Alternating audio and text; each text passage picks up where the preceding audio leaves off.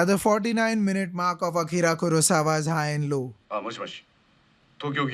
We see a stylish widescreen frame that shows police officers hiding from the space of the main characters, with the sound of the telephone stating the power of the unseen kidnapper they are hiding from. Through framing, Kurosawa smartly sets up a subjective frame within the outer objective frame through which the rest of the film plays. We get to see a similar, even more dramatic frame at the 110-minute mark, with the police once again to the left, but this time, the frame within is tighter, more claustrophobic, and it completely flips the power dynamic. Instead of hiding, the police are directly witnessing the unraveling of the suspect in real time, as if our once impervious villain is successfully trapped in their lure.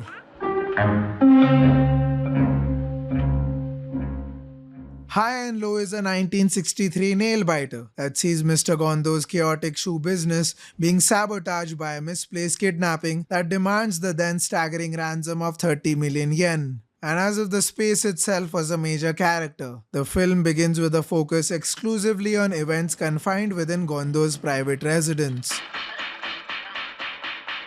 In this initial phase of Kurosawa's storytelling, the film is not just about what he shows, but about what he actively hides. An entire kidnapping that takes place in real time outside the purview of our main characters. By having a voice through the telephone commanding the action of the characters, Kurosawa at this stage gives total authority to the antagonist,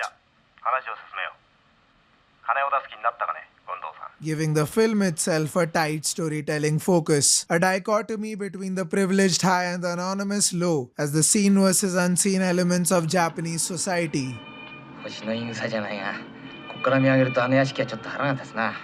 Thanks to this focus, Mr. Gondo himself is steadily pushed into a corner of his house. With the attack on his livelihood, the film steadily moves away from Gondo's visual perspective. It's as if Kurosawa has spent a good 55 minutes destabilizing the peace of the city's most privileged residents in order to cut to the very culture that challenges Gondo, making him more of a background character and reason for the filmmaker to plunge into the lows of Japanese urban life.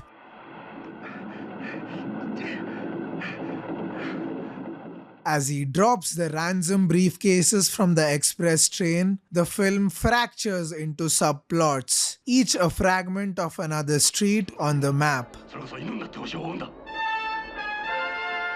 To me, the second half of the film begins not with a fade to black transition once Shinichi is found, but with a stylish Kurosawa take that vertically booms from a shot of Gondo's residence to reflections in the dirty gutter by which an anonymous man walks. This expertly highlights a shift in perspective of the story, which will now wander through different tracks instead of staying on a privileged one. The first time that we see the police and the suspect in the same frame in High and Low is one of my favorite Kurosawa shots ever. Set in a hospital, the latter is framed tightly in his own world, while the police finally get clear view of him through a window. The suspect goes from being invisible to fuzzy on police photography to finally being in clear sight. But Kurosawa is not satisfied to catch the culprit yet.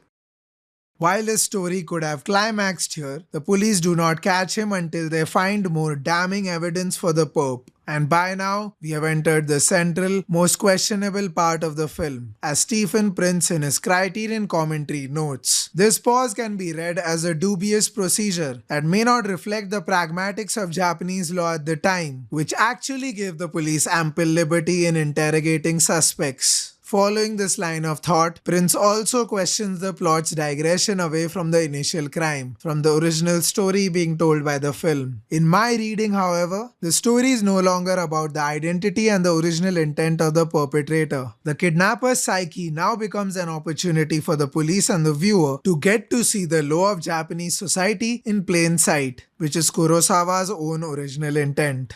With the murder, Akira Kurosawa doesn't just overreach plot-wise, but also communicates the ability for kidnappers to overreach into the depths of their own hell, deliberately going way beyond simple jealousies harbored towards rich people. The poorly spirited in the film don't just hate the rich, they also hate and prey on each other. And this defines the idea of hell or low that I feel the filmmaker successfully wants to reach at. Through the pink smoke shot, the candy house night crawl, and the eventual heroin slum scene, Kurosawa, after a long build-up, expertly makes the unseen scene. Begins with the aesthetic, but makes a much bigger point by the end of his story. During the one and only confrontation between the original protagonist and the antagonist, Kurosawa finally shows our villain crack under internal pressure, as if his own body was turning against his will. This elicits sympathy from our protagonist and makes High and Low a fable beyond glorified representations of good and evil.